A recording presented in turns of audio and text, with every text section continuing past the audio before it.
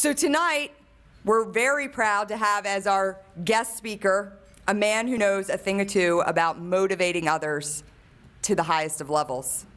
He owns the distinction of being named Coach of the Year on 4 different levels, being high school, junior college, NCAA Division I, and the NFL. As a head coach of the NFL, he was responsible for taking 3 different franchises with losing records to playoff berths, each within 3 years' time. He reached the pinnacle of coaching excellence in 1999 when he led the St. Louis Rams to a Super Bowl title. After his retirement from coaching in 2003, he spent time as an NFL broadcaster, became deeply involved in several charitable organizations in the Philadelphia and Kansas City regions, and even became a partner in a winery, which is his biggest passion beyond football. In 2006, he was portrayed by actor Greg Kinnear in the movie Invincible, which showed how he gave a walk-on player named Vince Papale the opportunity to play for the Philadelphia Eagles. As a leader, he has developed and guided some of the greatest athletes in the world to peak performance. We wish that his Super Bowl win could have been when he was with the Eagles, but we won't hold it against him. Ladies and gentlemen, please welcome Dick Vermeil.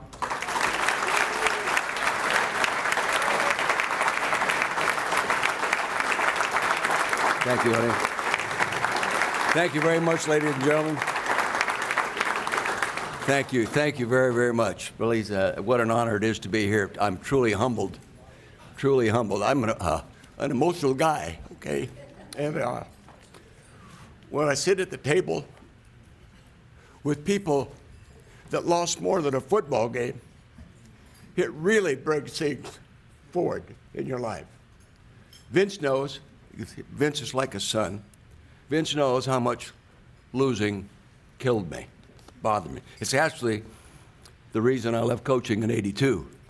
I did such a poor job of handling losing, I didn't do a good job of trying to win the next one. And I felt guilty about it. And that's why I walked away from it. Obviously, after 4 years in broadcasting, I got a chance to come back and start over, and I learned some things. I learned a lot from my players. I learned a lot from broadcasting and being on fields with other great coaches and watching them coach and studying how they. I seek some own professional help to help me straighten out some of the things that I was so compelled to try to do that sometimes you just can't control all the variables. You get in an environment like this, it puts it all in proper perspective. And Manion family, I appreciate the opportunity to share this evening with you. I do have an Eagle Super Bowl ring. It just doesn't say world champion. Okay? But I'll tell you this, it means every bit as much. It actually a little more, because those kids that took me there, I didn't take them, they took me. Put 5 years of work to get there without a first, second, or third round draft choice the first 3 years. They worked. They took me there. The next time I went, we went in 3 years. We had draft choices and free agencies and a lot of money. Boom, went, got it done. I end up with 5 guys that'll be in the NFL Hall of Fame on the offensive sideline and scrimmage. You look pretty smart.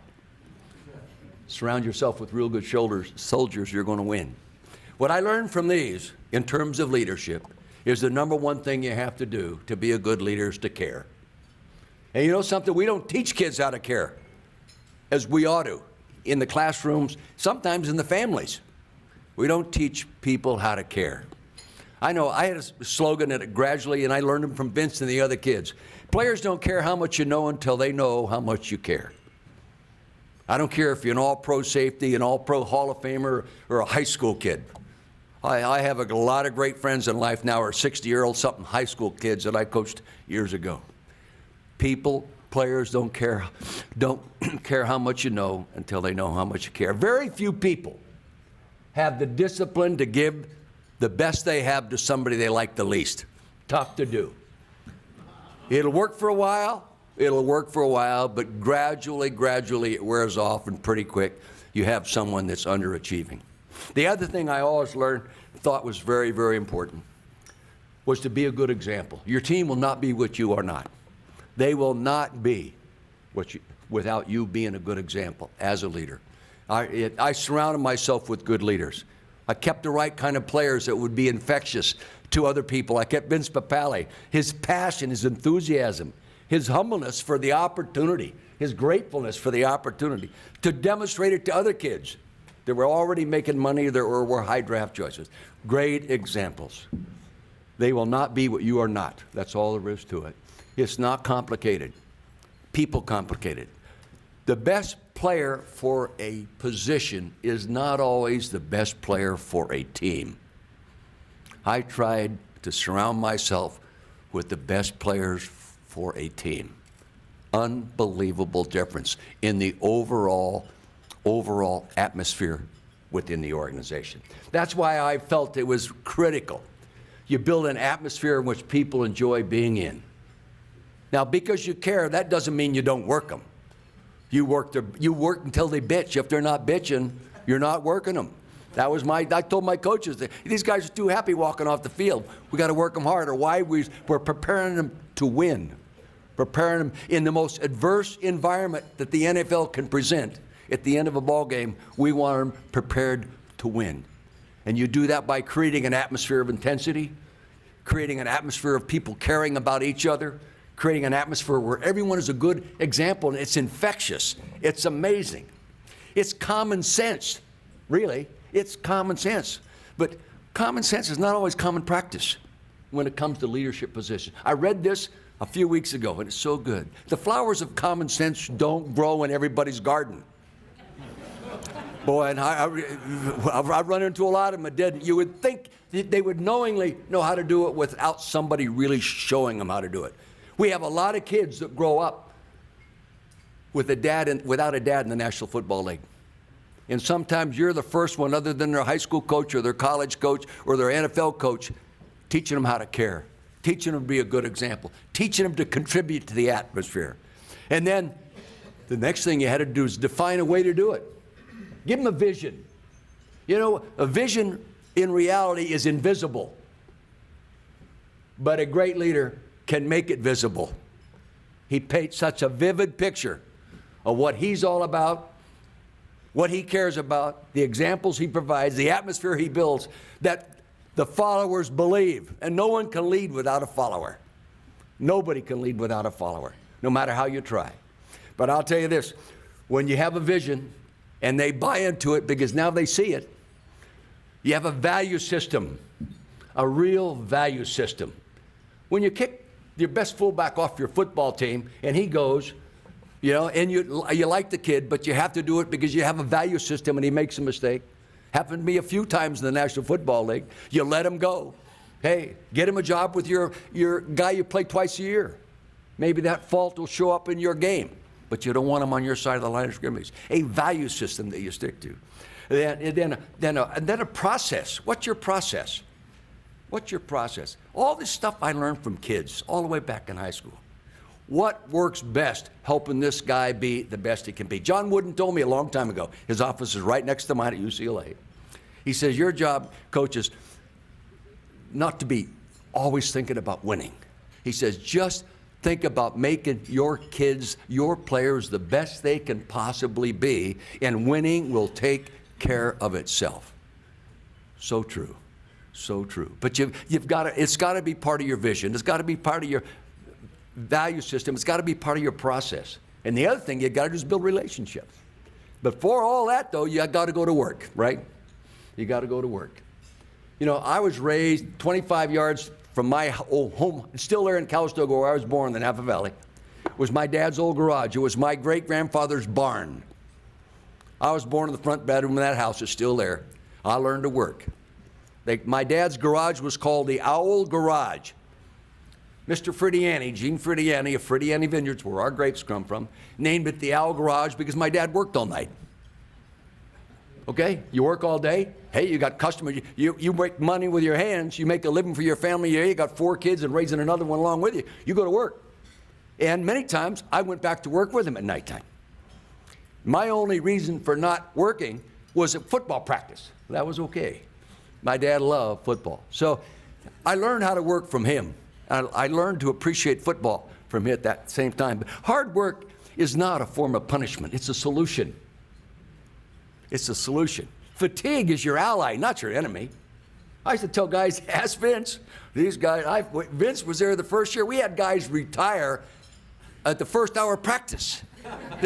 Right, Vince? I see guys that had played the year before walking off the field, taking their pads off, throwing the helmet. They're out of here. Better quit then. Better quit then. And we didn't win any games for a while either. Third year, though, we went to playoffs without a first, second, or third round draft. So why? Because we developed our own first, second, third round picks, but we taught them how to work. The problem with the NFL today, for anybody like me going back into coaching, I wouldn't do it at 79 years old. I couldn't do it. But I'll tell you this. I couldn't work in the process because the players control the practice. The players control how long you're on the field. That's how many minutes, how many hours, how many times you can wear pads in practice, excuse me. During the season, you can wear the pads 14 times. Isn't that real nice? During our season, we never took them off. The year. Saturday, the day before the game, right, Vince? Take your pads off, guys. We're having a walkthrough. But it's all controlled by players. So what happens, why I don't like it in the environment today, is you get hired to take over a losing team. Now, you're only allowed to do what the teams that are already beating you do. A little tough, especially when you take over the losing team.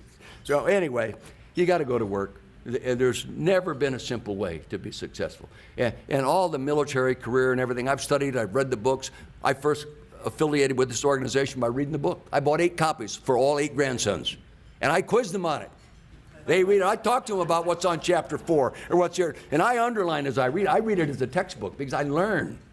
And so many things have verified and added credibility to what I think through reading books such as this book and other books in that same environment. I learn from them. You also evaluate where you made your mistakes. And I told Tom today, I wish I'd have started reading this stuff when I was coaching, because I've been able to understand things better. I would have been able to correct some mistakes I was making, and maybe I'd end up being a better leader when it's all said and done. Well, and the last thing you got to be, not the last thing, but one of the things you really got to do is build relationships. I'm a big nut in building relationships, okay? Carol, my wife, 60 years, okay? And let me tell you this, it doesn't get any easier after 60, okay? She's the one. Vince and Janet know she's the one who deserves the applause, but I'll accept it, thank you. But what people ask me, Tom asked me, what do you miss? I miss the relationships. First off, I miss being the boss. It's nice to be king. You know, I miss that. The feeling of being important when I get up and I have to make decisions to help somebody and put things together. I miss doing that, okay? And that's why I enjoy these kind of opportunities to be in crowds like you represent here tonight. But, you know, we did it differently. We did it differently. I bet you, of all the teams I've coached since Hillsdale High School in 1960, my wife has fed probably 90% of the kids in our house. In our house. Allow linebackers over Thursday night, all the way through Kansas City Chiefs and your wives or your significant other, whatever. We're cooking.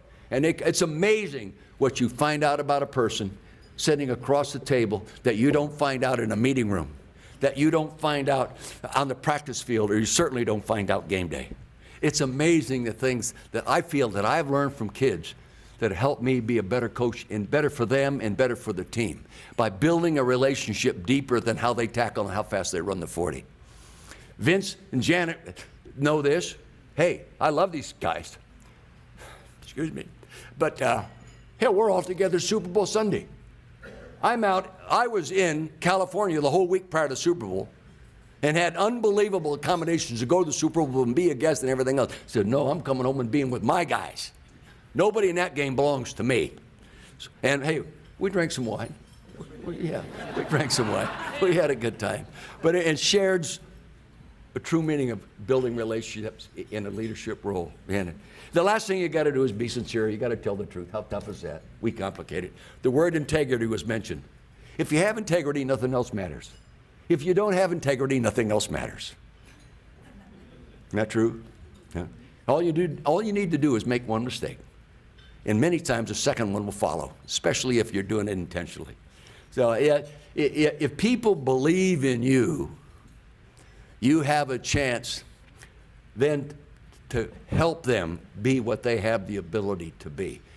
Many people have limitations set within their own profile. They're too short.